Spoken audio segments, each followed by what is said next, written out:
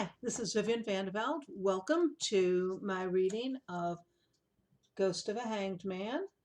I today will be reading to you from chapter 7 out of 15. I'm going to be reading every day so that you don't have too long to wait in between.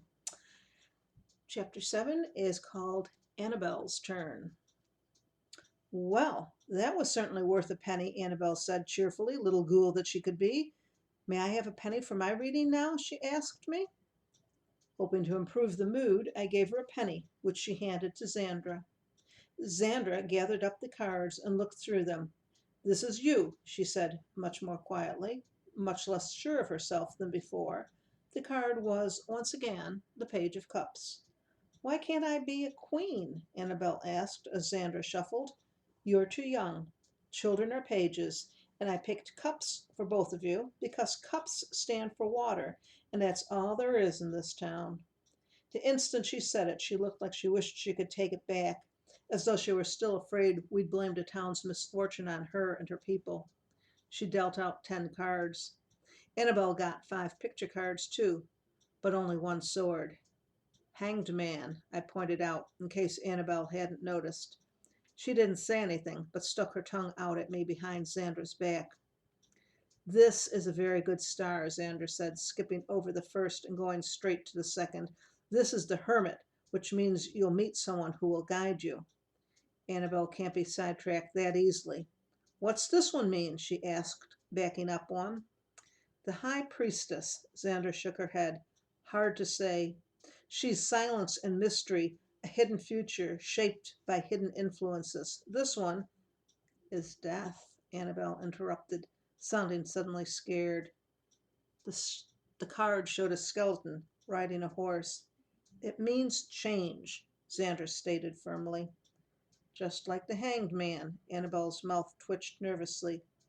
It was one thing for me to tease her. It was another to have her really scared. Good change or bad change? I asked.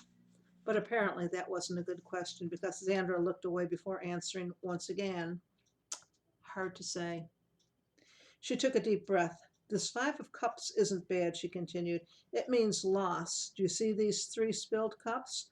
But not all is lost because there are 2 cups still standing. Annabelle didn't look very encouraged. She skipped to the one cheerful-looking card of the bunch. What does the last one mean? That one looks nice and calm.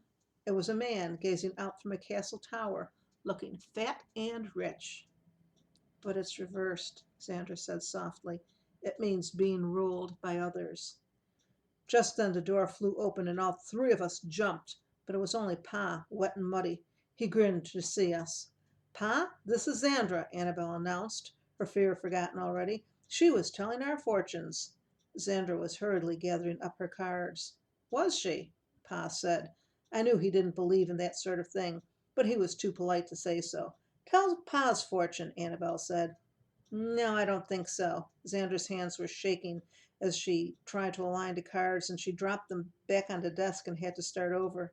She was probably just nervous about Pa being sheriff, I thought. He'd gone to the Tinker's camp a few times when people had complained about things being stolen, mostly chickens and clothes off laundry lines. Oh, please, Annabelle wheedled. Annie, Pa warned. She said no. But it's only fun, Annabelle insisted. Isn't it, Xandra? I was close enough to see Xandra's face, to see that it was more than just fun to Xandra. But she didn't want to say so, not after the fortunes we'd gotten. Please. Xandra removed the King of Cups and placed it down on the desk, never even asking for another penny. Good thing. She got no further than dealing out the Hanged Man in a tower that had been struck by lightning and was bursting into flame when she scooped the cards back up and said, I have to go now. She shoved the cards into her pocket, not even taking the time to wrap them in their silk covering, but just jamming the cloth in after them.